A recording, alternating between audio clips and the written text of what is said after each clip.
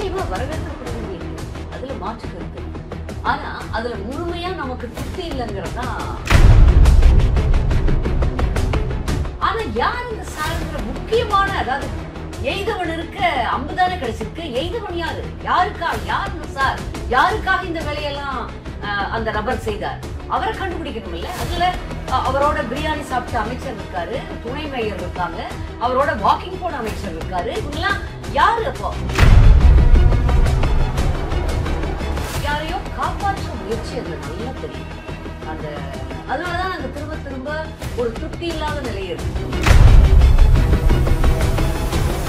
ரெண்டு பேரும் விசாரணைக்கு அழைத்திருக்கணுமா இல்லையா, போய் அவங்களை விசாரணை பண்ணிருக்கணுமா இல்லையா, என்ன சாப்பிட்டீங்க, உங்களுக்கு என்ன அவ்வளவு க்ளோஸா அவங்க பெட்ரூம்ல உட்காந்து சாப்பிடுற அளவுக்கு உங்களுக்கு என்ன அவ்வளவு நெருக்கமானவரா, அவர் எப்படிப்பட்டவர் கேட்டுக்கணுமா இல்லையா? ஏன் எந்த விதமான ஒரு அந்த மாதிரியான விசாரணைக்குள்ளேயே காவல்துறை போலியே? இப்படி ஒரு அசம்பாவிதம் மோசமா அந்த பொண்ணுடைய மனதை, அந்த குடும்பத்தை காலத்துக்கும் அவங்க வாழ்நாளுக்கும் அடுத்த தலைமுறைக்கு கூட அது ஒரு பாதிப்பை ஏற்படுத்தக்கூடிய ஒரு விஷயம் நடந்து போச்சு. இத பத்தி முதல்வரோ துணை முதல்வரோ அவரை சேர்ந்தவர்களோ ஏதாவது ஒரு விமர்சனம் ஏதாவது ஒண்ணு சொன்னாங்களா? உங்களே கவர்மெண்டே முன் வந்து போட்டுதா? நீதிமன்றம் தலையிட்டு நீதிமன்றம் இங்க சரியா நடக்கலைன்னு அவங்க நீதிபதிகளாகவே அது சிறப்பு புலனாய்வு குழு அமைச்சாங்க. அந்த சிறப்பு புலனாய்வு குழு விசாரிச்சு அதுவும் கிட்டத்தட்ட எல்லா தடயங்களையும் அழிச்சுப்பாங்க.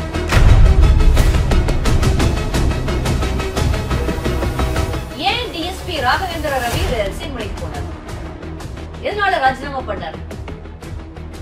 அது ஒண்ணு இருக்குல்ல, சிறப்பா செயல்படுறவங்க நேர்மையா செயல்படுறவங்க இருக்க முடியல, அவங்களுக்கு அழுத்தம் தரப்படுகிறது நம்ம நினைக்கிறோம். முக்கியமானவங்களை எல்லாம் மறைச்சிட்டு அதான் எய்தவன் இருக்க அம்ப மட்டும் ஒரு தண்டனை வாங்கி கொடுக்குற மாதிரி ஒரு ஷோ காட்டிட்டு அதுக்கப்புறம் அப்படியே ஆகா மறந்துருவாங்கிற மாதிரி அப்பாடா இருந்து தப்பிச்சோங்கிற மாதிரி நீங்க எல்லாரும் அமைதியா இருக்கிறதுக்கு அப்படி விட்டுற முடியுமா? இது ஜனநாயக நாடு இல்லையா? இது உங்களோட கம்பெனியா? இது உங்களோட ஓன் ப்ராப்பர்ட்டியா தமிழ்நாடு? உங்களுக்கு பத்திரிகையாளர்களுக்கு சுதந்திரம் இல்ல, இல்லைன்னா பத்திரிகையாளர்கள் அத்துணை பேரும் விலைக்கு வாங்கப்படுகிறார்கள், இல்லைன்னா மிரட்டப்படுகிறார்கள். யாரும் வந்து ஓப்பனா இம் என்றால் சிறைவாசம், ஏனென்றால் வனவாசம் சொல்லுவாங்க. எமர்ஜென்சி பீரியட் அறிவிக்கப்படாத ஒரு எமர்ஜென்சி தமிழ்நாட்டில் நடந்து கொண்டிருப்பதால் தான் எனக்கெல்லாம் தோணுது. கனிமொழி வந்து இப்போ வந்து திடீர்னு பேசுறதுக்கு எல்லாம் அர்த்தமே இல்லை. முக்கியமான கட்டத்துல அந்த குடும்பமே அமைதியா இருந்தாங்க. எதுக்குன்னு கருத்து சொல்ற துணை முதல்வர் வாயில் வந்ததெல்லாம் பேசுறவர் வாயை திறக்கல. அப்போ முதலமைச்சர் அப்படியே சீனுக்கே வரல, ஏதோ ஒண்ணுமே நடக்காத மாதிரி போனாங்க. வேற வழியே இல்ல. இன்னும் ஒரு வருட காலம் பொறுத்திருந்த அதிமுக ஆட்சி ஆனா எடப்பாடியார் தலைமையில் வர்றப்போ இது மாதிரியான அவலங்களுக்கெல்லாம் முடிவு அப்பத்தான் வரும். நாளை நமது நேயர்களுக்கு வணக்கம். தமிழகத்தில் வந்து ரொம்ப பரபரப்பாக பேசப்பட்ட அண்ணா பல்கலைக்கழக வழக்கில் வந்து நேற்று தீர்ப்பு வந்திருக்கு. அது குறித்து பேசுவதற்கு அதிமுகவினுடைய செய்தி தொடர்பாளர் கலைமாமணி நிர்மலா பெரியசாமி நம்மளோட இருக்கிறார், அவர்கிட்ட பேசலாம். வணக்கம் மேடம். வணக்கம் மேடம். தமிழ்நாடு ஃபுல்லாகவே ரொம்ப எதிர்பார்த்த வழக்கு, தமிழ்நாடவே அதிர வைத்த வழக்குன்றது வந்து இந்த அண்ணா பல்கலைக்கழக மாணவி வந்து பாலியல் குற்றச்சாட்டு. இந்த வழக்கில் வந்து நேற்று தீர்ப்பு வந்திருக்கு. ஞானசேகரன் வந்து குற்றவாளின்னு தீர்ப்பு அறிவிச்சிருக்காங்க. தண்டனை விவரங்கள் பின்னாடி 2ஆம் தேதி அறிவிக்க சொல்லியிருக்காங்க. இது எப்படி இந்த வழக்கு தீர்ப்பு பார்க்குறது? நிச்சயமா வரவேற்கப்பட வேண்டிய தீர்ப்பு, அதுல மாற்று கருத்து இல்லை. ஆனா அதுல முழுமையா நமக்கு திருப்தி இல்லைங்கிறதான். நமக்கு இன்னும் அந்த கேள்வி வந்துகிட்டே இருக்கே, யார் அந்த சார் அப்படி வந்துகிட்டே இருக்குது. அதே போல இதுல முதல்ல இதே ஞானசேகரனை விசாரணைக்கு அழைத்து விட்டு அதுக்கு பிறகு விடுவிச்சுட்டாங்க. அவர் மேல எந்த முகாந்திரம் இல்லைங்கிற மாதிரி விடுவிச்சுட்டாங்க. திரும்ப நிறைய நிர்பந்தங்களுக்கு பிறகு அது வேற வழி இல்லாம தான் போலீஸ் வந்து நமது காவல்துறை அவரை அரெஸ்ட் பண்ணி உள்ள வச்சுது. அதுவும் ஒரு டிராமா ஞாபகம் இருக்கா? கையில காலில் ஒரு கட்டு போட்டு அடிச்சிட்டாங்களாம்.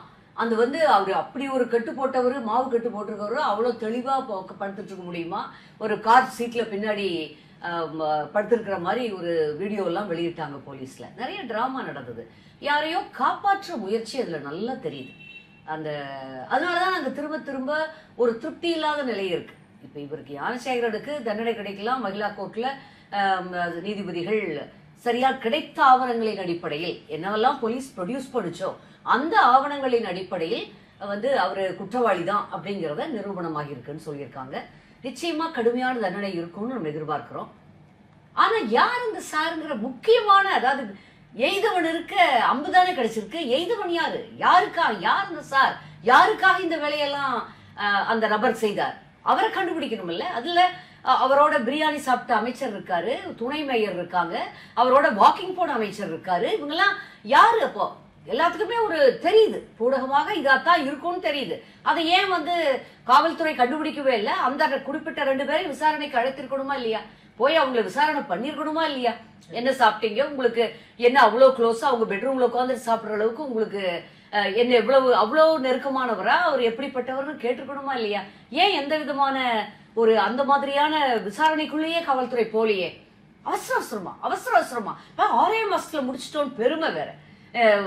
எதுக்காக அவசர அவசரமா இந்த வழக்க யாரையுமே சரியா விசாரிக்காம இப்படி ஒரு தீர்ப்பு கட்டத்துக்கு கொண்டு வந்தாங்கன்னு நமக்கு தெரியல.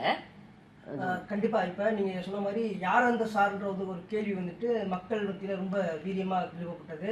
எதிர்கட்சிகள் கூட மிகப்பெரிய போராட்டங்களை முன்னெடுத்து அதிமுக மிகப்பெரிய போராட்டத்தை முன்னெடுத்தது. அந்த கேள்விக்கான விடை தெரியாம ஞானசேகரனோட மட்டுமே இந்த வழக்கு முடிஞ்சிருச்சு தெரியுதே. ஆப்வியஸ்லி நல்ல தெளிவா பட்டவர்த்தனமாக தெரிகிறது. அவசர சும்மா இந்த கேஸை முடிச்சு அவரோட அந்த ஞானசேகரனோட இதை முடிச்சிடலாம். யாரை காப்பாற்ற தமிழக காவல்துறை இந்த ஒரு டிராமாவை ஆக்ட் பண்ணிட்டு இருக்காங்க? எங்க அழுத்தத்துல இருந்து அந்த அப்படி பண்ணுங்கன்னு சொல்லி எங்க இருந்து அவங்களுக்கு அழுத்தம் வருது? ஏன்னா காவல்துறை நம்ம காவல்துறை இதையெல்லாம் கண்டுபிடிக்க முடியாத அளவுக்கு முட்டாளர்கள்லாம் இல்ல, கிடையாது. அவங்க எபிஷியன்சி இல்லாம திறமையற்றவர்கள்லாம் கிடையாது, உடனடியா கண்டுபிடிச்சிருப்பாங்க. அழுத்தம், நிர்பந்தம். காவல்துறை அதிகாரிகள், அரசு அதிகாரிகள், அரசாங்கத்துல தலைமையில் இருக்கிறவங்க சொன்னா அதை கேட்க வேண்டிய நிர்பந்தத்துல அன்பார்ச்சுனேட்லி இருக்கிறாங்க. அது ஆட்சியாளர்கள் சரியா இருந்தா தான் அவங்க சுதந்திரமா செயல்பட முடியும். அந்த சுதந்திரம் இப்பொழுது தற்போதைய காவல்துறைக்கு, தற்போதைய அரசு இயந்திரத்துக்கு ரொம்ப ரொம்ப கம்மியா இருக்கு. ஒரு சர்வாதிகாரம் தான் நடந்துகிட்டு இருக்குது அப்படிங்கிறது தெரியுது. நிச்சயமா தெரியும். இதுவும் வெளியில வரும். அது வரைக்கும் அதிமுக எங்கள் பொதுச் செயலாளர் அண்ணன் எடப்பாடியார் அவர்கள் அது சும்மா விடுற மாதிரி இல்ல. எங்களுடைய அழுத்தத்துலதான் இன்னைக்கு இந்த அளவுக்காவது வந்திருக்கு. அண்ணா பல்கலைக்கழகம்ன்றது ரொம்ப பாதுகாப்பான ஒரு பகுதி. நிறைய காவலர்கள் இருக்காங்க, சிசிடிவி கேமரா இருக்குது. இந்த பகுதியில் இந்த பல்கலைக்கழகத்துக்கு சம்பந்தமே இல்லாத ஒரு அடிக்கடி தொடர்ந்து போயிருக்காரு, பல வருடங்களா போயிருக்காரு. அங்க பல்கலைக்கழகத்துல துணை போகாமல், அதாவது அங்க இருக்கக்கூடிய நபர்கள் யாராவது துணை இல்லாமல் இவர் போயிட்டு வந்திருக்க முடியாது. ரெண்டாவது, இவர் மிகப்பெரிய ஒரு நீண்ட ஒரு குற்றச்செயல்களை தொடர்ந்து இருக்காரு. ஆள் கடத்தல், கொலை மிரட்டல், திருட்டு, இது மாதிரி போன்ற வழக்குகள் இருக்காரு. காவல்துறை பொதுவாக இது மாதிரி குற்றவாளிகளை தொடர்ந்து கண்காணிக்கக்கூடிய சூழல் இருக்கும். இப்படி கண்காணிக்கக்கூடிய காவல்துறை தவறிவிட்டார்களா? அந்த அண்ணா பல்கலைக்கழகத்துல இருந்து யாரு இவருக்கு துணை போனது? இவர் உள்ளே செல்வதற்கு அனுமதி கொடுத்தது யாரு? இந்த மாதிரியான கேள்விகள் அதெல்லாம் அனுமதி எல்லாம் வாங்கியிருக்க மாட்டாங்க. இது அங்க இருக்கிற ஒரு செக்யூரிட்டிக்கு, பாதுகாப்புக்கு இருக்கிறவங்களுக்கு கொஞ்சம் பணம் கொடுத்துட்டோ, இல்ல அவங்களுக்கு நல்லா தெரிஞ்சவங்களா இருந்தா அதன் மூலமாவோ, ஏதோ அவருடைய 2வது 3வது மனைவி யாரோ அவங்க உள்ள வேலை பாக்குறாங்க, அது சாப்பாடு எடுத்துட்டு போறது அதுன்னு அடிக்கடி போயிட்டு வருவாரு, அதுல பழக்கம் இருக்கலாம். இதெல்லாம் பெரிய அளவுல நம்ம பெரிய அதிகாரி விசில இருந்து ரெஜிஸ்ட்ரார்ல இருந்து அந்த மாதிரி எல்லாம் நம்ம பேச வேண்டிய அவசியம் இல்லை. அதெல்லாம் இருக்கலாம், இல்லாமலும் இருக்கலாம். அதை விட எனக்கு என்ன தோணுது, இங்க ஞானசேகரனை பொறுத்தவரை அங்க காவலுக்கு இருக்கிறவங்கள கரெக்ட் பண்ணிட்டு போயிட்டு இருந்திருப்பாங்களா இருக்கும். அப்புறம் அமைச்சர் ஒருத்தரோட அவர் அங்க வாக்கிங் போவாரு சமீப காலமா. அது இந்த சம்பவம் நடக்கிறதுக்கு சில மாதங்களுக்கு முன்புல இருந்து அங்க வாக்கிங் போயிட்டு இருக்காங்க அப்படின்னு நம்ம கேள்விப்பட்டோம், பத்திரிகைகள்ல படிச்சோம். ஒருவேளை அந்த நெருக்கத்திலயும் அமைச்சரோட வர்றவரு அப்படிங்கறதுலயும் அவங்க எல்லாம் விட்டுருக்கலாம். இது எப்படி இருந்தாலும் அந்த நேரத்தில், இரவு நேரத்தில், மாலைக்கு பிறகு அந்த இடத்துல போறதுக்கு எந்த அத்தாரிட்டியும் அவருக்கு கிடையாது, எந்த அதிகாரமும் அவருக்கு கிடையாது. எப்படி போனாங்க? அப்படி அவர் இருக்கிறத பார்த்த உடனே நடவடிக்கை எடுத்திருக்கணும். காவலுக்கு இருக்கிறவங்க உடனடியா கூப்பிட்டு என்னன்னு கேட்டிருக்கணும். அதுவும் திமுகவுல பெரிய ஆள்னு தன்னை காட்டிக்கிற, நிறைய எனக்கு பழக்கம் இருக்குதுங்கிறத காட்டிக்கிற ஒரு இதுல சாதாரணப்பட்டவங்க கொஞ்சம் பயந்து போயிருவாங்க. அதனால கூட பேசாம இருந்திருக்கலாம். சாதாரண ஒரு செக்யூரிட்டி என்ன பண்ணுவாரு, அவரு அமைச்சரோட வர்றவராச்சேன்னு பேசாம இருந்திருக்கலாம். நிச்சயமா இது அட்ராஷியஸ், அராஜகம். இது முழுக்க தமிழக காவல்துறை. ஏன்னா 144 பேர் இருக்கணுமா செக்யூரிட்டி? எங்க அவ்வளவு பேர்ல என்ன எல்லா பக்கமும் கேமரா இருக்கணும். இதையெல்லாம் மீறி பெண் பிள்ளைகள் அவ்வளவு படிக்கிற ஒரு மிக புகழ்பெற்ற, உலக புகழ்பெற்ற ஒரு பல்கலைக்கழகம். அந்த பெண்ணுடைய தாயும் தகப்பட என்ன நினைச்சிட்டு இருந்திருப்பாங்க? அண்ணா யூனிவர்சிட்டியில சேர்த்தா அப்பா இனி எதிர்காலமே கவலையிலேயே நினைச்சு அனுப்பியிருப்பாங்கல்ல. இப்படி ஒரு அசம்பாவிதம், இவ்வளவு மோசமா அந்த பெண்ணுடைய மனதை, அந்த குடும்பத்தை காலத்துக்கும் அவங்க வாழ்நாளுக்கும் அடுத்த தலைமுறைக்கு கூட அது ஒரு பாதிப்பை ஏற்படுத்தக்கூடிய ஒரு விஷயம் நடந்து போச்சு. இத பத்தி முதல்வரோ துணை முதல்வரோ அவரை சேர்ந்தவர்களோ ஏதாவது ஒரு விமர்சனம் ஏதாவது ஒண்ணு சொன்னாங்களா? இப்ப பொள்ளாச்சி சம்பவத்துல பாருங்க, சம்பவம் நடந்துருச்சு, மிகப்பெரிய ஒரு அசம்பாவிதம் தான், இல்லைன்னு சொல்லல. அவ்வளவு சிறப்பாக ஆட்சி இருந்த அதிமுகவுக்கு ஒரு கரும்புள்ளியாகத்தான் அது அமைந்தது. ஆனா அந்த கரும்புள்ளியை உடனடியாக துடைத்தெறிந்தாரா இல்லையா எங்கள் பொதுச் செயலாளர், அப்போதைய முதல்வர் அண்ணன் எடப்பாடியார் அவர்கள். உடனடியா அந்த சின்ன ஒரு பதவியில் தான் இருந்தார், அவரை பதவியில் இருந்து எடுத்தாங்க அந்த பையனை. அடுத்த நாளே கைது பண்ணாங்க. உடனடியா சிபிஐக்கு யாரும் கோராமலேயே இவரே சிபிஐக்கு கேஸ மாத்தினாரு. ஏன்னா இன்னும் சிறப்பா புலனாய்வு நல்லா நடக்கணும்னு சொல்லி மாத்தினாரு. இப்போ 6 வருஷம் கழிச்சு ஒரு அருமையா நல்ல தீர்ப்பு அவங்களுக்கு வந்திருக்கு. இதையும் மாண்புமிகு முதல்வர் ஸ்டாலின் என்ன சொல்றாங்க, தான் ஏதோ தங்கதான் போராடி வாங்கின மாதிரி. இதுல அவருடைய ரோல் என்ன? இப்ப இந்த மேட்டர்லயும் அப்படித்தான், இந்த அண்ணா பல்கலைக்கழக விவகாரத்திலையும் திமுகவுக்கு என்னமோ கிரெடிட் கிடைச்சிட்ட மாதிரி, ஏதோ 6 மாதத்துல நாங்க முடிச்சிட்டோம் அப்படிங்கிற மாதிரி. இதுல திமுகவுடைய எந்த ரோலும் கிடையாது, சிஎம்கோ இதுக்கோ எந்த ரோலும் இல்ல. அங்க அண்ணன் சிபிஐக்கு மாத்தினாங்க, சிபிஐ விசாரிச்சது, நீதிமன்றம் வழக்குக்கு தண்டனை கொடுத்திருக்கு. அதே மாதிரிதான் இங்கேயும் கிட்டத்தட்ட சிறப்பு புலனாய்வு குழு எஸ்ஐடி யார் போட்டா? இவங்களே கவர்மெண்டே முன் வந்து போட்டுதா? நீதிமன்றம் தலையிட்டு நீதிமன்றம் இங்க சரியா நடக்கலைன்னு அவங்க நீதிபதிகளாகவே அதை சிறப்பு புலனாய்வு குழு அமைச்சாங்க. அந்த சிறப்பு புலனாய்வு குழு விசாரிச்சு அதுவும் கிட்டத்தட்ட எல்லா தடயங்களையும் அழிச்சிட்டாங்கன்னு தான் இருக்கு. அது கிடைச்சதை வச்சு அவங்க இல்ல இந்த ஞானசேகரன் கண்டிப்பா குற்றவாளி தான் அப்படின்னு நீதிபதிகள் முடிவுக்கு வந்திருக்காங்க. கடுமையான தண்டனை தான் நிச்சயமா கொடுப்பாங்க. மகிழா கோர்ட்ல பெண்களுக்கு எதிரான இப்படிப்பட்ட வன்முறைகளை எல்லாம் சும்மா அனுமதிக்கவே கூடாது. எப்படி இங்க மடியில நெருப்பு கட்டிட்டு இருக்கிறதுன்னு சொல்ற மாதிரி எப்படி பெண் பிள்ளைகளை வெளியில திரும்பவும் கற்காலத்துக்கு போயிருவோமா? திமுக ஆட்சி இருக்கும் வரை பெண்களுக்கு இவ்வளவு பாதுகாப்பு இல்லாத நிலை தொடர்ந்து கொண்டுதான் இருக்கும். எஸ்ஐடியோட விசாரணை, அதாவது நீதிமன்றத்தோட தானா முன் வந்து வழக்கு விசாரிச்சு எஸ்ஐடி, அதாவது சிறப்பு புலனாய்வு குழு அமைச்சு சொன்னாங்க. ஆனா இது தமிழக காவல்துறையோட வெற்றி, திமுக அரசோட வெற்றின்றதை எப்படி ஏத்துக்க முடியாது. எப்படி ஏத்துக்கிறது? ஏத்துக்கவே முடியாது. ஏன் டிஎஸ்பி ராகவேந்திர ரவி ரிசைன் பண்ணிட்டு போனார்? எதனால ராஜினாமா பண்ணார்? அது ஒண்ணு இருக்குல்ல, சிறப்பா செயல்படுறவங்க, நேர்மையா செயல்படுறவங்க இருக்க முடியல, அவங்களுக்கு அழுத்தம் தரப்படுகிறது நம்ம நினைக்கிறோம். நிச்சயமா அந்த சார கண்டுபிடிச்சே ஆகணும். உண்மையிலேயே முதல்வர் ஸ்டாலின் அவ்வளோ நியாயமானவராக நேர்மையானவராக தன்னை காட்டிக் கொள்கிறாரே, அப்பான்னு வேற சொல்லிக்கிறீங்களே, அது உண்மையா இருந்தா, கொஞ்சோண்டாவது உண்மையா இருந்தா நீங்க யார் அந்த சார்னு காட்டணும், அதை சொல்லணும் பொது வெளியில. நிச்சயமா ஒரு சார் இல்ல 2-3 சார் இருக்கிறதுக்கு வாய்ப்பு இருக்கு. இது பல ஆண்டு காலமாக தொடர்ந்து நடந்துகிட்டு இருக்கும். கடந்த சில ஆண்டுகளாகவே திமுக அரசு பொறுப்பேற்றதுல இருந்தே இது மாதிரி நடந்துட்டு இருக்கலாம்னு தோணுது. நீங்க சொல்ற மாதிரி இப்ப யார் அந்த சார்கள்ன்ற மாதிரி விசாரிக்கணும் போது ஒரு எதிர்கட்சி தலைவர் கூட சொல்லியிருக்காரு, ஏன் அந்த அமைச்சர் பிரியாணி சாப்பிட்ட அமைச்சரை ஏன் விசாரிக்கல, ஏன் விசாரிக்கல சொல்றாரு. சோ இந்த விசாரணை மறுபடியும் தொடர்வதற்கான ஒரு முகாந்திரம் இருக்குன்னு இருக்கணும். அது பண்ணக்கூடிய எல்லாவித நிர்பந்தங்களையும் எங்கள் பொதுச் செயலாளர் ஏற்படுத்துவார், அதிமுக ஏற்படுத்தும். எதிர்கட்சியா எங்களுக்கு ஒரு பணி இருக்குல்ல. நீங்க ரொம்ப அழகா முக்கியமானவங்களை எல்லாம் மறைச்சிட்டு, அதான் எய்தவன் இருக்கு அம்ப மட்டும் ஒரு தண்டனை வாங்கி கொடுக்குற மாதிரி ஒரு ஷோ காட்டிட்டு அதுக்கப்புறம் அப்படியே ஆகா மறந்துருவாங்கிற மாதிரி, அப்பாடா இருந்து தப்பிச்சோங்கிற மாதிரி நீங்க எல்லாரும் அமைதியா இருக்கிறதுக்கு அப்படி விட்டுற முடியுமா? இது ஜனநாயக நாடு இல்லையா? இது உங்களோட கம்பெனியா? இது உங்களோட ஓன் ப்ராப்பர்ட்டியா தமிழ்நாடு? உங்களுக்கு இது நிச்சயமா கேட்போம். எதிர்கட்சி இருக்குல்ல, ஜனநாயக முறைப்படியான ஒரு எதிர்கட்சி தலைவர் இருக்காங்க, அவங்க கேட்டுட்டு தான் இருக்காரு. எல்லா இதுலயும் நிச்சயமா விடாது. அண்ணன் சொல்லியிருக்காங்களே அவருடைய ட்விட்டர் எக்ஸ்பிரஸ்ல பாருங்க, அதிமுக இதை விடாது. அந்த அமைச்சர் யாரு, அமைச்சர் கூட சொல்ல வேண்டாம், யார் அந்த சார், அது தெரிஞ்சே ஆகணும். கண்டிப்பா இன்னைக்கு இந்த எஸ்ஐடி விசாரணையில அரசு, அதாவது இங்க இருக்கக்கூடிய திமுக அரசுடைய அழுத்தம் அதிகமா இருக்கு, அது அப்படின்ற ஒரு எடுத்துக்கலாமா? ஏன்னா இந்த எஸ்ஐடி விசாரணை வந்த பின்னாடி செய்தியாளர்களுடைய போன்கள்லாம் பறிக்கப்பட்டது, அவங்க தொடர்ந்து இது குறித்து பேச விடாம மழுங்கடிப்பதற்கான வேலைகளாக செஞ்சாங்க. ஆனால் அடுத்தடுத்து துப்பு தொடங்கக்கூடாது, விசாரணை செய்தியாளர்கள் இது குறித்து ஆர்வம் காட்டக்கூடாதுன்ற மாதிரியான ஒரு செயல்களை செஞ்சாங்க. இது எப்படி பாக்குறது? இப்ப இந்த கேஸை சீக்கிரம் முடிச்சதுல எஸ்ஐடி குழுவோட விசாரணையில அரசுடைய தலையீடு ரொம்ப அதிகமா இருந்து இது வந்து நிச்சயமா இருக்கு. ஜனநாயகத்தின் 4வது தூண் நசுக்கப்பட்டிருக்கு. தூண் வந்து ரொம்ப பலவீனமா இருக்கு. பத்திரிகையாளர்களுக்கு சுதந்திரம் இல்ல, இல்லைன்னா பத்திரிகையாளர்கள் அத்தனை பேரும் விலைக்கு வாங்கப்படுகிறார்கள், இல்லைன்னா மிரட்டப்படுகிறார்கள்.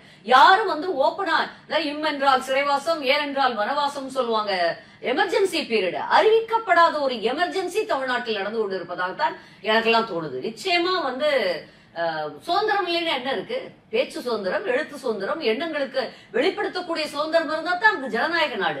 அது எதுவுமே இல்லாத அப்போ உங்களுக்கு வந்து அப்படி ஒரு ஆட்சி நடந்தா அது தப்பு. எல்லாம் டிராமா, எல்லாம் போய் அப்படியே நல்ல ஷூட்டிங், அருமையா ஹேர் ஸ்டைல், அருமையா ட்ரெஸ் எல்லாம் போட்டு அப்படி நல்ல கலர்ஃபுல்லா ஒரு போஸ்டர் அடிச்சு ஒட்டிட்டு அப்படி பேசிக்கிட்டு இதேதான் நடக்குது. நம்மளுக்கு போர் அடிக்குது. முதலமைச்சரே எங்களுக்கு ரொம்ப வெறுப்பா இருக்குது மக்களுக்குங்கிறத அவருக்கு யாராவது சொல்லணும். அவருடைய ஆட்சியில எவ்வளவு அவலங்கள் இருக்குதுன்னு அவருக்கு தெரியுமான்னு எனக்கு தெரியல. இந்த வழக்கினுடைய தீர்ப்பு வந்த பின்னாடி முதல்வரும் வந்து திமுக ஆட்சி கடத்த சாதனை என்ற மாதிரி ஒரு பதிவு போட்டாரு. அது போக இவங்க கனிமொழி அவர்கள் கூட இது வந்து விரைவிலே வந்து இந்த வழக்கு விசாரணை பண்ணியிருக்கோம், சிபிஐ கூட இவ்வளவு வேகமா விசாரிச்சது இல்லை அப்படின்னு போட்டிருந்தாங்க. ஆனா இந்த அண்ணா பல்கலைக்கழக விவகாரம் வந்தப்ப அவங்க யாருமே இது குறித்து பேசவே கிடையாது. அதான் நம்ம சொல்றோம் லேடிஸ். அது கனிமொழி வந்து இப்ப வந்து திடீர்னு பேசுறதுக்குலாம் அர்த்தமே இல்ல. முக்கியமான கட்டத்துல அந்த குடும்பமே அமைதியா இருந்தாங்க. எதுக்கடு கருத்து சொல்ற துணை முதல்வர் வாயில வந்ததெல்லாம் பேசுறவர் வாயை திறக்கல. அப்போ முதலமைச்சர் அப்படி சீனுக்கே வரல, ஏதோ ஒண்ணுமே நடக்காத மாதிரி போனாங்க. இங்க தமிழகமே பற்றி எறிந்து கொண்டிருக்கும் போது நீரோ மன்னன் சொல்லுவாங்களே, ரோம் நகர் பற்றி எறிந்த போது நீரோ பிடில் வசத்து கொண்டிருந்தான்னு, அந்த மாதிரி ஏதோ பண்ணிட்டு இருந்தாங்க. ஏதோ நிகழ்ச்சி நடத்திக்கிட்டே ஏதோ பண்ணிட்டு இருந்தாங்க. அந்த குறிப்பிட்ட அமைச்சரை, சந்தேகத்துக்குரிய அந்த அமைச்சரை வெளியில விடல. கொஞ்ச நாள் பேசாம இருங்க வீட்டுலன்னு சொன்னாங்களாம், எந்த நிகழ்ச்சிக்கும் போகாதீங்க. இப்ப அவரு எல்லாத்தையும் வர்றாரு போறாரு. இருக்காரா அவர் இல்லையா சந்தேகத்துக்கு வந்துருச்சு இல்ல. ஒரு சந்தேகம்னு வந்துட்டா பொது வாழ்க்கையில் இருக்கிறவங்க அதுக்குரிய எக்ஸ்பிளேஷனை கொடுக்கணும். விளக்கம் கொடுக்காம எப்படி இருக்கிறது? அவர் வந்து அத வந்து முதல்வர் தான், அவர் தானே கட்சிக்கு தலைவர், ஆட்சிக்கு தலைவர். அவர்கிட்ட தான் அத்தனை ரெஸ்பான்சிபிலிட்டி முதலமைச்சருக்கு தான் இருக்குது. அவர் தான் இதை வெளிக்கொண்டு வந்திருக்கணும். காவல்துறைக்கு அழுத்தம் கொடுத்து அவங்க கண்டுபிடிச்சு சொல்லிருவாங்க. ஏற்கனவே கண்டுபிடிச்சு வச்சிருக்கிறத சொல்லியிருப்பாங்க, சொல்ல விடல. இது வந்து எந்த ஒரு அராஜகமான ஆட்சின்னு அதனாலதான் நாங்க திருப்பி சொல்லிட்டே இருக்கிறோம். திரும்ப திரும்ப நாங்கள் காட்டாட்சின்னு சொல்வதற்கு காரணமே அதுதான். இப்ப இவ்வளவு இந்த தீர்ப்பு வந்த உடனே தங்க இப்ப சொல்றாங்களே, இப்போ எதிர்கட்சிகள் தலைவர் கூட எல்லாரும் சொல்றாங்க ஸ்டிக்கர் ஆட்சி, எங்களுடைய ஸ்டிக்கர் விட்டான்னு சொல்றாங்க. இந்த தீர்ப்பு வந்து தங்களுக்கான சாதனை சொல்லக்கூடியவங்க. இப்ப சமீபத்துல இந்த ராணிப்பேட்டையில இருந்தக்கூடிய பெண் தெய்வ செயல்ன்ற ஒரு திமுக நிர்வாகிகள் குற்றச்சாட்டு இன்னும் கைது செய்யப்படல. இது குறித்து எதுவுமே பேசாம இருக்காங்க. திமுகவுடைய ஸ்டைலே அப்படிதான். திமுகவுடைய ஸ்டைல், தங்க நிர்வாகிகள் எப்பேற்பட்ட அயோக்கியனாக இருந்தாலும், எவ்வளவு கொடூரமான செயல்களை புரிந்திருந்தாலும், பெண்களுக்கு எதிரான குற்றங்களை பண்ணாலும் அதை சாதாரணமா கடந்து போறது. அதை அப்படியே காட்டிக்காம அவங்க சொல்லவே சொல்லாம வெளியில அவர்களை காப்பாற்றி இப்ப அந்த தெய்வ செயலுக்கு எதிராக இருந்த அந்த பொண்ணை அந்த பெண் மேல தவறு மாதிரி போலீஸே சித்தரிக்கிறாங்க.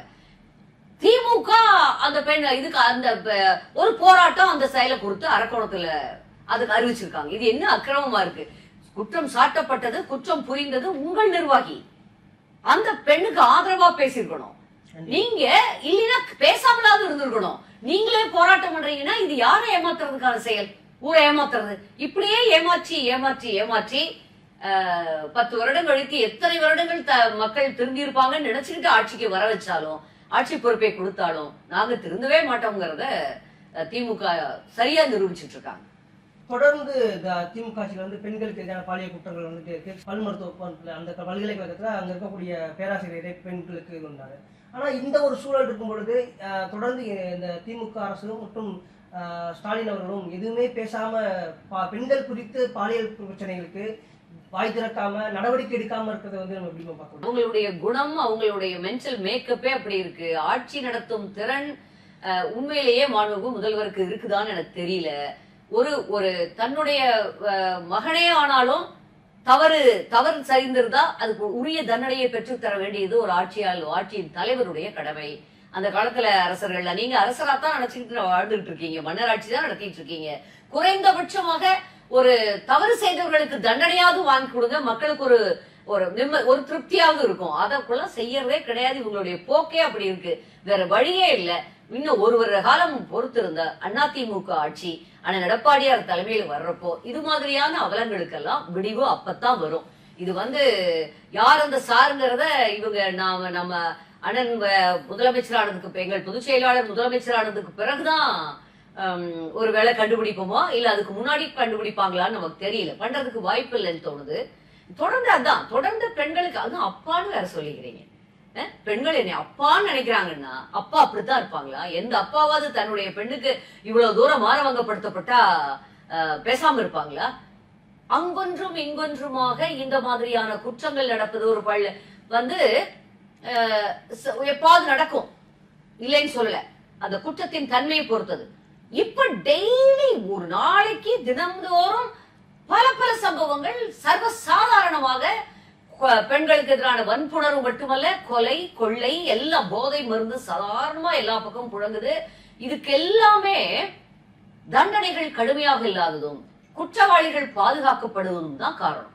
குற்றவாளிகளை உடனடியா போலீஸுக்கு சுதந்திரம் கொடுத்து உடனடி அவங்களை கைது பண்ணி தண்டனை உடனடியா கொடுத்தா நிச்சயமா இதெல்லாம் குறையும். இப்படி எதுக்கு கோர்ட் இருக்கு, போலீஸ் இருக்கு, எதுக்கு தண்டனை சட்டம் எல்லாம் இவ்வளவு இருக்கு? மனிதன் அந்த தண்டனைகளுக்கு பயப்படுவான். மனுஷ மனசு அதை ஸ்ட்ராங்கா ஒரு வலிமையாக பண்ணா நிச்சயமா இது சரியா இருக்கும்.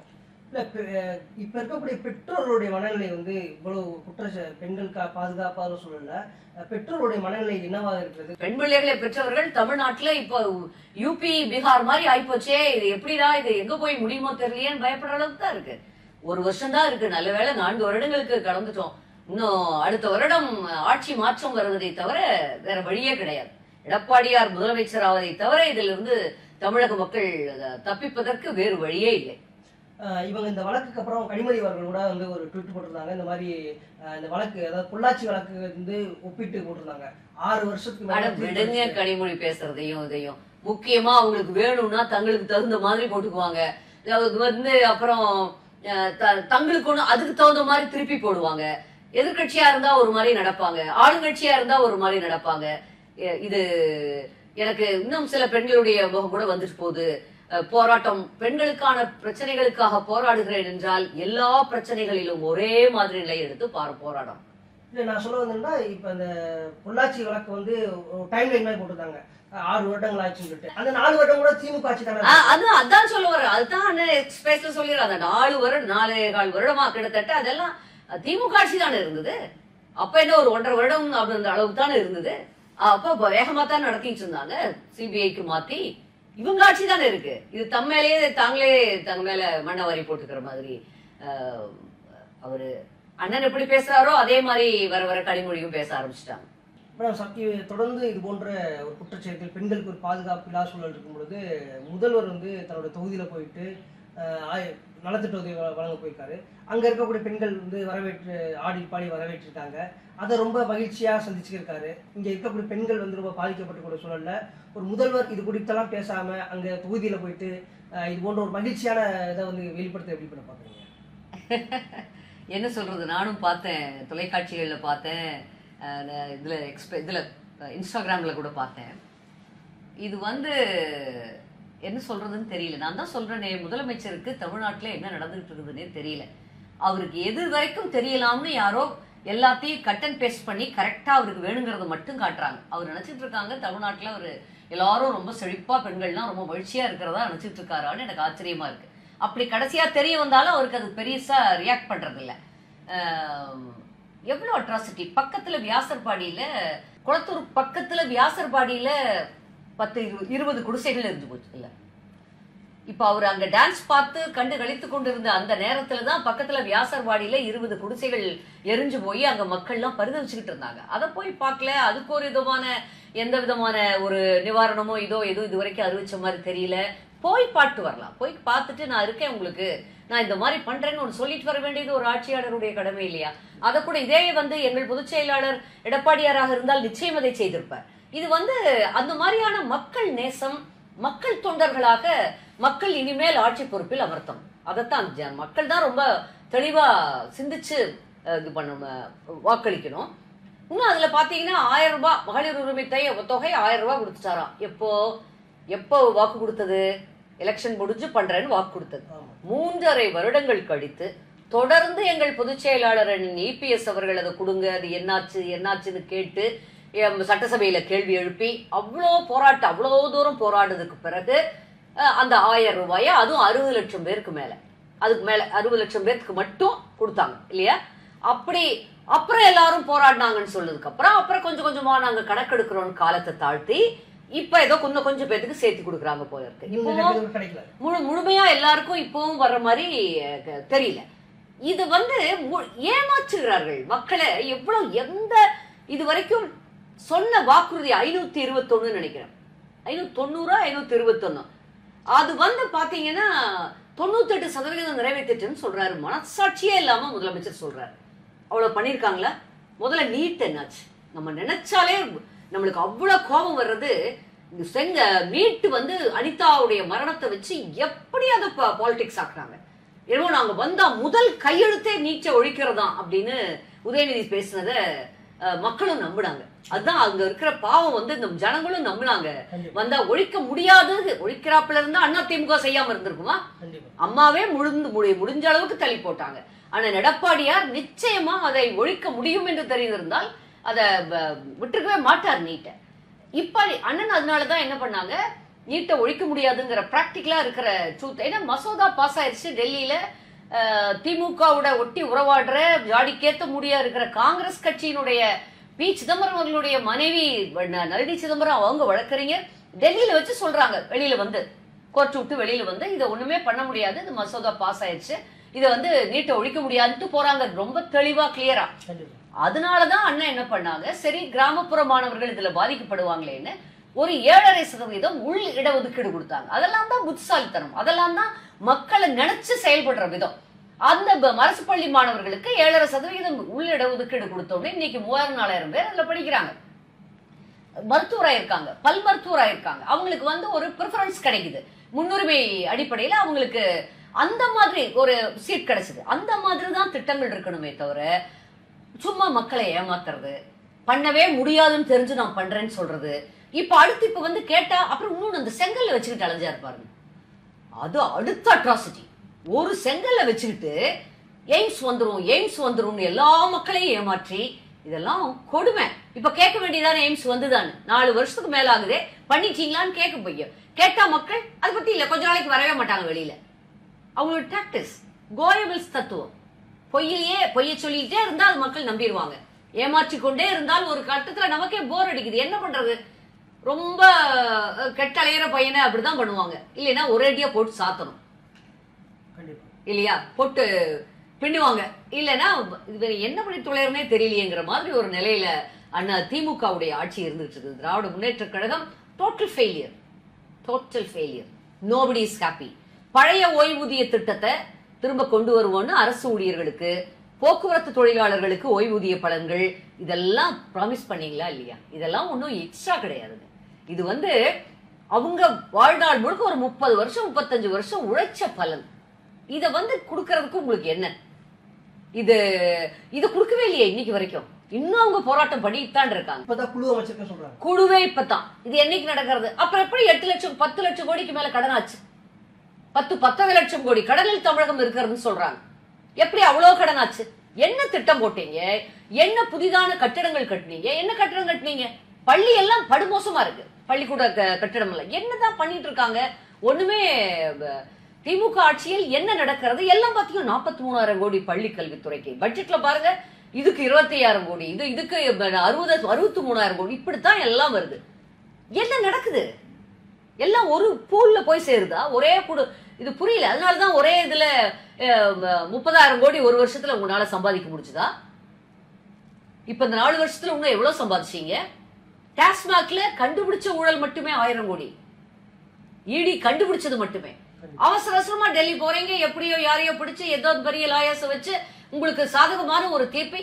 அது என்ன வாங்கியிருக்கீங்க? டாஸ்மாக் நிறுவனத்து மேல நீங்க ரெய்டுக்கு போயிருக்க கூடாது அப்படிங்கிற மாதிரிதான் உச்ச நீதிமன்ற நீதிபதிகள் சொல்லியிருக்காங்க. இண்டிவிஜுவலா விசாரிக்கலாம்னு சொல்லியிருக்காங்க, தனிநபர்களை பார்க்கலாம். அதனால உங்களுக்கு திரும்பவும் அந்த இது அவங்களுக்கு அந்த ஒரு பிரச்சனை இருந்துகிட்டு தான் இருக்கு. இதுலயும் கூட அந்த தம்பிகளை காப்பாற்ற முயற்சி, அதுலயும் அந்த தம்பிகளை யார் அந்த தம்பி, அதான் கேட்டு இருக்காங்களே எங்கள் பொதுச் செயலாளர் EPS அவர்கள் எல்லாத்துலயும் கேக்குறாங்களே, யார் அந்த தம்பி, தம்பி எங்க இருக்காரு, எங்கே அந்த தம்பியை காப்பாத்துறதுக்கு இவ்வளவு பெரிய முயற்சிகள் நடக்குது. இப்ப டெல்லிக்கு போனாரே, நித்தி ஆயோக் கூட்டத்துக்கு போனார், 3 வருஷமா போகல. இந்த வருஷம் என்ன திடீர்னு பிரைம் மினிஸ்டர் இங்க வந்தா போய் வரவேற்கிறது இல்ல பாக்குறது கூட இல்ல, கோ பேக் மோடிம்பீங்க. அப்புறம் எப்படி திடீர்னு 3 வருஷத்துக்கு போய் பாக்குறீங்க? என்ன காரணமா இருக்கும் நமக்கே தெரியும். நிச்சயமாக ஒன்று மட்டும் அவங்க அதிமுகவின் செய்தி தொடர்பாளராக அறுதியிட்டு சொல்கிறேன், மாண்புமிகு முதல்வர் ஸ்டாலின் அவர்கள் தமிழக மக்களின் நலனுக்காக டெல்லி போய் பிரைம் மினிஸ்டரையோ மற்றவர்களையோ சந்தித்திருக்க மாட்டார். தான் பெற்ற மகனின் நன்மைக்காக மட்டுமே போயிருப்பார், தன் குடும்ப நலனுக்காக மட்டுமே போயிருப்பாரு. அது மட்டும் உறுதியா இல்ல, எனக்கு எல்லாருக்கும் தெரியும். ஆனா இங்க உதயநிதி ஸ்டாலின் ஈடிக்கு பயப்பட மாட்டோம், மோடிக்கு பயப்பட மாட்டோம் அதெல்லாம் பேசுவார். நீங்க முதல்ல யார் அந்த சார்னு சொல்லிட்டு அடுத்ததெல்லாம் பேசட்டும்னு அந்த தம்பிக்கு சொல்லணும். மாண்புமிகு துணை முதல்வர் ஸ்டாலின் உதயநிதி ஸ்டாலின் அவர்களிடம் இதைத்தான் சொல்லணும், யார் அந்த சார்ங்கிறத சொல்லிட்டு அதுக்கப்புறம் அவருக்குரிய தண்டனையை பெற்றுக் கொடுத்து விட்டு, இந்த மாதிரி ஒரு சார் இல்ல திமுகல இப்போ அரக்கோணம் சம்பவம், ஒவ்வொரு சம்பவத்தையும் பாக்குறப்போ நிறைய டீம் ஊருக்கு இருக்கும் போல் இருக்குது, சின்ன ஊர்ல இருந்து பெரிய ஊர் வரைக்கும் இந்த ஒரு அணியே இருக்கும் போல் இருக்கு. அவங்களை எல்லாம் களை எடுத்துட்டு இந்த மாதிரிலாம் நடக்கூடாதப்பான்னு சொல்லிட்டு அதுக்கு பிறகு நீங்க மற்றவருக்கு பேசுங்க. முதல்ல நீட்ட ஏன் ஒழிக்க முடியல? உங்களை எவ்வளவு பெரிய ஏமாற்று வித்தையை பண்ணீங்க, எங்க போச்சு அந்த செங்கல், எய்ம்ஸ் என்னாச்சு? அது இதையெல்லாம் எப்படி கண்டுபிடிச்சு சொல்லுங்க. இதுக்கெல்லாம் பதில் சொல்லிட்டு அதுக்கப்புறம் துணை முதல்வர் பேசட்டும், அப்புறம் நம்ம அவருக்கு ஒரு மரியாதை கொடுத்து பேசலாம். இப்போ அந்த தார்மீக உரிமையை நாம் அவர்கள் பேசுவதற்கு ஒரு மரியாதை கொடுக்கக்கூடிய ஒரு தார்மீக உரிமையை அவர்கள் இழந்து விட்டார்கள். அவங்க கனிமொழியா இருக்கட்டும், உதயநிதியா இருக்கட்டும், அவங்க எல்லாம் பேசுறதுக்கு வேல்யூவே யாரும் கொடுக்க வேண்டியதில்லை. உங்களோட நேரத்தை ஒதுக்கி எங்களுக்காக உங்களோட கருத்துக்களை பகிர்ந்துட்டு நன்றி. நன்றி, வணக்கம். அரசியல்ல உண்மையா என்னதான் நடக்குது தெரிஞ்சுக்க நாளை நமதே சேனலை சப்ஸ்கிரைப் பண்ணுங்க.